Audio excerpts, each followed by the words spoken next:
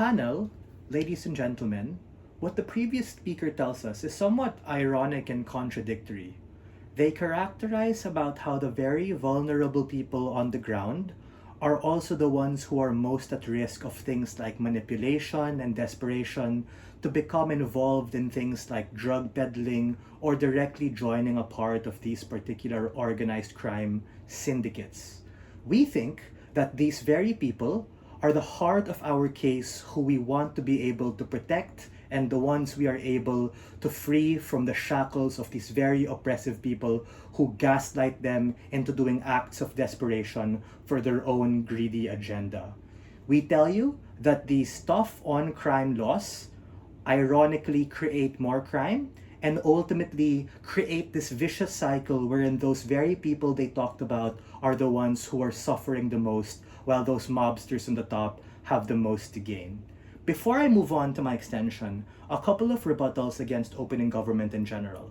The first is the POI to my partner about how citizens are still going to be oppressed and these particular individuals are the ones worst off. We tell you that this is more than just the citizens in the gang, but about the neighborhoods and societies at large. Wherein we tell you that the point in which you have tougher on crime laws, you make certain neighborhoods more sketchy and more prone to certain criticism as opposed to others. So for instance, the Bronx or in certain areas in New York, these develop a particular reputation of being super shady and not going there. Sure, that may be true to an extent, but in the instance that side government does get their end, and this is taking them at their best, that they're able to deal with those things, these particular stigmas remain. And you get the impacts coming from Jaron's second argument about how it's harder for people to live there and people to do business in these areas because they continue to remain sketchy as fuck. The second is on this idea about the accountant, right? We tell you that if you're an accountant, for instance, and you're working in a pizza shop, it's not like there's a clear fucking hierarchy about who the mobster is. It's Mr. Jones, he's in room 404. It's not like that. Yes, these organized groups have a very clear hierarchy, but it's not like those under know exactly what the fuck's going on who those people on top really are. And we tell you that's the point in which that very accountant gets screwed over more. Because they're just doing bookkeeping in a pizza shop. They had no idea that, oh my gosh, this was a money laundering mechanism of Mr. Jones in room 404. I had no idea. Side opening government takes somewhat of a soft stance because you have to understand that tough on crime laws also mean that that poor pizza accountant is gonna get screwed over by the law more than an accountant of like a shady politician or a businessman. We challenge the lens in which they look at organized crime, and we think that this should not bend harder for that particular individual. The third is on this idea of territorial conflict, right? We tell you that that's where Jaron's idea came in, which was unresponded to, about how you promote neighborhood warfare and infighting within particular gangs. That's why in the Philippines, for instance, in certain universities where you have frats or certain gangs, there are certain areas or instances wherein people don't feel safe to be able to go out because they're worried about these particular areas being invaded by police or being raided, and as a consequence restrict the ability of people to feel safe in their own neighborhoods. Lastly is on this idea of drugs, right? We think this is quite an interesting and important nuance. We need to understand how the average person fits into this picture.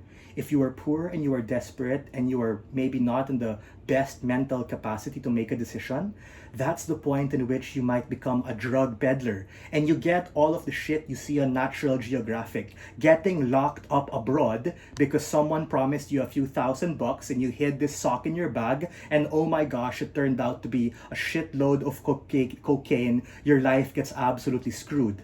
The point in which you have these tough on crime laws is the point in which this extends to those very people who didn't know that they're a part of this particular gang. And those are the very people that these gang people love because they're so desperate to a point in which these individuals are actually able to do those particular things. They get more gaslit and push to desperation. But sure, opening government, go ahead.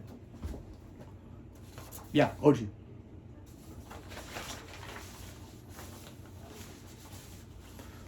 We think that people exist on a degree of emotional capacity, right? Meaning, we actually posit that it shouldn't be on the basis of being part of that organization precisely because of what you said, right? Some people know what the fuck's going on, some people don't know what's going on, and we think that the point in which there's more, how do you say this, there's more premeditation or there's more degree of direct involvement is the point in which these people should be charged more, not because they're part of a gang or an institution, but because they've had a deeper level of culpability. What is my extension I've also been rebutting? Why do tough on crime laws ironically make societies feel unsafe? And why does this cast shade and doubt on their government and on the police? And the impact here is that it weakens the reputation and capacity of the criminal justice system. The first thing we have to understand is this thought experiment and demonstration I'm going to give you. Imagine two countries. Bucket A, you have Singapore and Malaysia, characterized largely by less police presence and a lot of things which are largely decriminalized. There's a high degree of respect and responsibility for people, as opposed to like the Philippines or in Burma, where you have patrols in the streets and super duper harsh drug enforcement to the point that you might be jailed, you might even be fined, or might even be beaten. The problem with the latter is that these countries oftentimes become perceived by the media and reported as unsafe. Hence, you're gonna see like a TikTok video saying, here are the 5 most sketchy and dangerous cities in Asia. I've been there, you might wanna think twice before going there. That sends a really bad reputation for the government and for people who are interested to go as a tourist or hang out or even do business in these particular areas. The impact here is that it creates a stigma in these areas as being economically disenfranchised, and ironically that fulfills the goal that these mobsters want, and opening government agrees with that. They want control, they want influence.